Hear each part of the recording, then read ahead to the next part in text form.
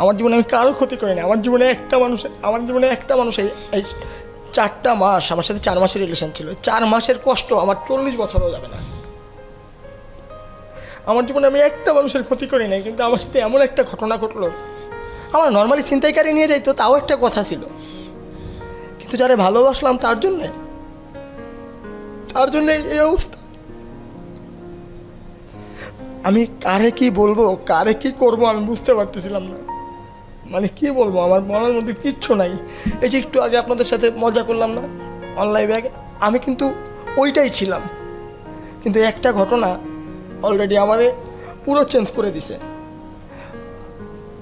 আমি যখন আপনাদের এখানে আসলাম, আপুর অনেক কথা বলতেছিলাম, চুপ ছিলাম।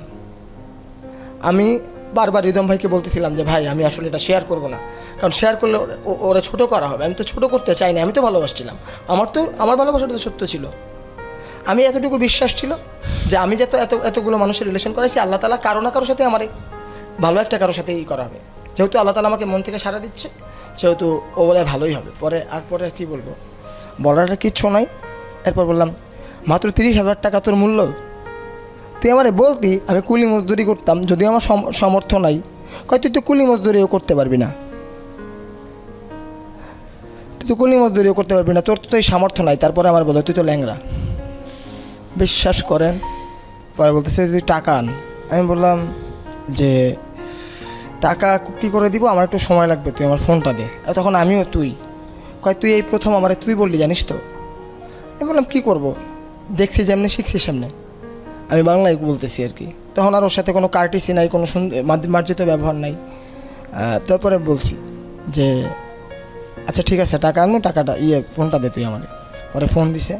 ফোন দেওয়ার পরে আমি সর্বপ্রথম ওই যে ভাইয়াটার কথা বলছি না, ওই ভাইয়াটার ফোনে আমি ফোন দিছি। ফোন দিয়ে বলতেছি ভাই আমি তো ফাঁদে পড়ছি। পরে বলতেছে তুই কারে ফোন দিছিস, ফোন কেটে দিছে গাইটা, তুই কারে ফোন দিছিস, ফোন কেটে দিছে। কেটে দেওয়ার পরে এখন আমার ফোন আবার নিয়ে নিছে। নিয়ে নেওয়ার পর কারে ফোন দিছিস, আমি কই যারে ফোন দিছি তারে হয়তো তোরা চিনবি, চিনলে হয়তো তোদের করা হবে। হঠাৎ করে একটা ছেলের কাছে কল আসলো। ওই 5 জনের মধ্যে একটা ছেলে ছিল যে ওই ভাইয়ের সাথে কানেক্টেড।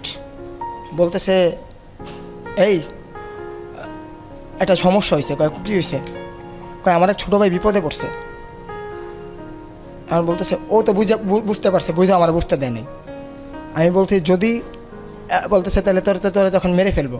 আমি মেরে ফেল, আর নাইলে যেহেতু ফোন চলে গেছে তাহলে তো গাজীপুরে তোরা কেউ থাকতে পারবি না। তখন তো আমি ফুল ফর্মে কয় তুই অমুক ভাইরে কীভাবে চিনিস। তখন আমি বুঝছি যে ওদের কাছেও ফোন চলে আসছে। আগে একটা ছেলে গেছে, গিয়ে ফোন রিসিভ করছে। মানে আমি বললাম ভাইয়ের সাথে আমি কথা বলি। এখন আমার কয় না, কথা বলতে দিবে না। যদি কথা বলতে না দিস তাইলে তোর খবর আছে, আর কথা বললে তুই বেঁচে যাবি, যারা আমার সাথে এই কাজটা করছে তারা ফেসে যাবে, তুই বেঁচে যাবি।